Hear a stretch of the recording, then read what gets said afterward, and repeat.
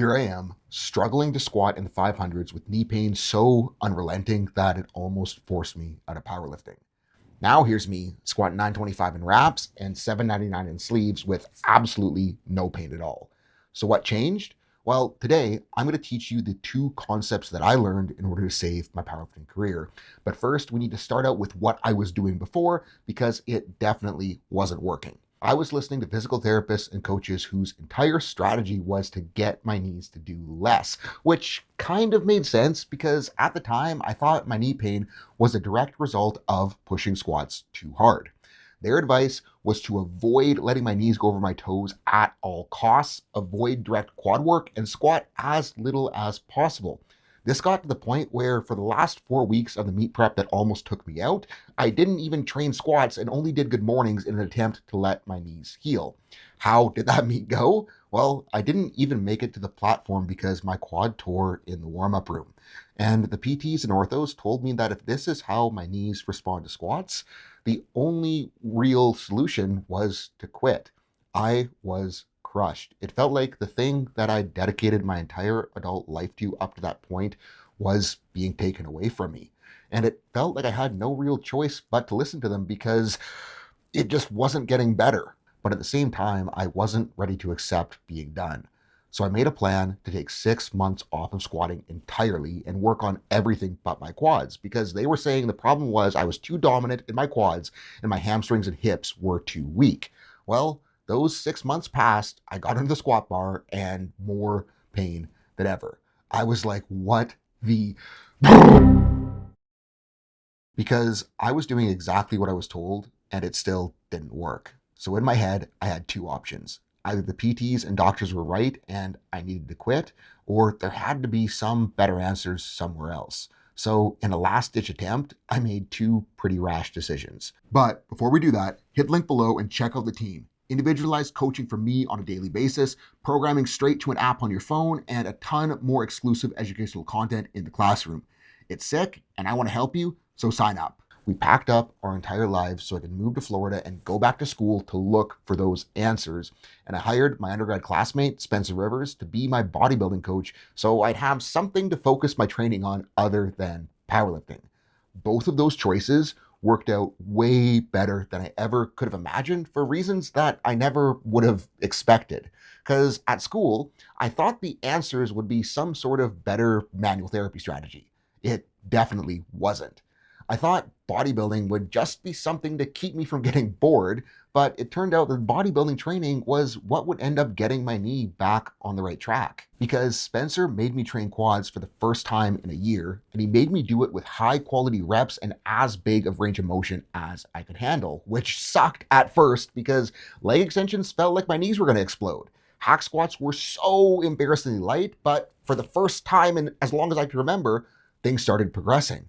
I was adding weight on every quad movement I was doing, and my knees were starting to feel better. As that was happening, I was bored as shit in the classroom because I wasn't getting the answers I was looking for, and most of the lectures were on things already covered very extensively in my undergrad, and the ones that weren't were utterly pointless. So instead of doing what everyone else did, zoning out on their phone or playing games on their laptop, I decided to start looking for answers on my own. I dug into every research paper that I could find on overcoming pain, and that's when it all started to make sense because I was introduced to those two concepts that forever changed how I see powerlifting.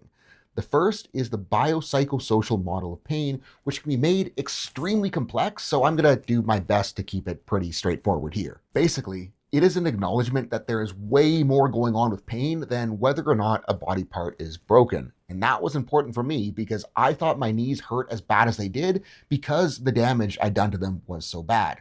I wanted to wear it like a badge of honor. Like, I earned this pain by pushing so hard, and I wanted to believe that it was an inevitability. But those beliefs weren't getting me anywhere, and that is not how pain works. Because pain isn't just a reflection of tissue damage. It's a combination of sensory feedback going up to your brain, and that feedback getting all mixed up with your psychological state, your emotions, your expectations, and your previous pain experiences. And I was telling myself that my knees needed to hurt. I expected it to hurt. I was afraid of squatting because I knew how much pain squats always caused. And with those thoughts, I was thinking myself into feeling more pain than I needed to. The answer wasn't as simple as just thinking my way out of it. I needed to give myself proof that my knees could work. And that's where the second concept came into play, the training injury paradox, which states that training can increase and decrease your injury risk. The first half is easy because we know that if we do too much, we can get hurt. But if we do too little, it also makes it easier to hurt ourselves. So what gives? Well, injury in powerlifting is a matter of task versus preparedness. It's a question of, are we physically prepared to do the training that we are about to do? Because too much load and volume, we exceed our level of preparedness, and that's when stuff can start to hurt. But too little load and volume, we aren't going to exceed our preparedness in the short term, but over time, we're going to get out of shape, and the littlest bit of loading increase can set things off. And that is exactly where I was stuck with avoiding my quads. Because coming back from an injury isn't a matter of doing nothing and waiting for healing to happen.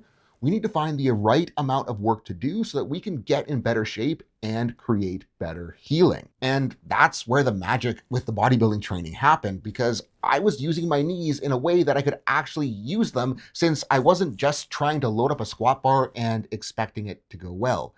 I was building tolerance as I progressed in loading and range of motion week to week. My knees were finally getting stronger and starting to work better, which meant that the bodybuilding show that I originally hired Spencer to prep for, well, it never happened because my knees started feeling so good that I didn't need a distraction anymore. And I wanted to see if my knees could handle a meet prep. At the time, my comp squat still didn't have a lot of quad in it, but I was pushing quad work super hard through the entire prep with tons of machine and heel elevated squat work. And as the prep went on, I trusted my knees more and more. The result, 120 pounds of my squat, 200 pounds of my total, and my first time over 2K raw. And that made me realize I was onto something, because for the first time in my career, my quads were becoming a strong point, so I leaned right in. I brought my stance way in, got on a prime wedge to really let me load into the knees hard, and as that built up, I transitioned to a heeled shoe, added more and more deep knee flexion work, and before I knew it, it was like I had a brand new squat, which turned into 903 in the platform and another 100 pounds on my total. And sitting here today, I am beyond grateful for how hard I had to struggle with my knees, because it forced me to learn the things that got me to where I am now. And having to struggle that hard with my knees and so many other things over my career is exactly why I'm doing what I am right now with this channel and the team. Because if I can take a lifter who's stuck and coach them to figure it out in a matter of days versus years, it's so rewarding. So the point is, if you think you're broken, quit telling yourself that and find a way to set up training so that you can begin to build things up at a rate that you can handle while showing yourself that you are able to progress. And if you are struggling, understand that it will take time, and the only way you'll truly fail is if you give up before you learn the lessons that will allow you to make it. But if you want to figure it out faster, hit link below and join the team, because I want to give you individualized coaching on a daily basis so we can start driving progress as soon as possible. And to help even more with that, we now have my strength book integration in the team, so you can follow and track your programming directly off an app on your phone, which is freaking sweet. I absolutely love it for selfish reasons, because now I can actually keep track of my training and know what I need to be doing every single day. So join now, because prices are going up from $49 a month to $99 a month on April 1st, and you'll be kicking yourself if you wait once you realize what's inside.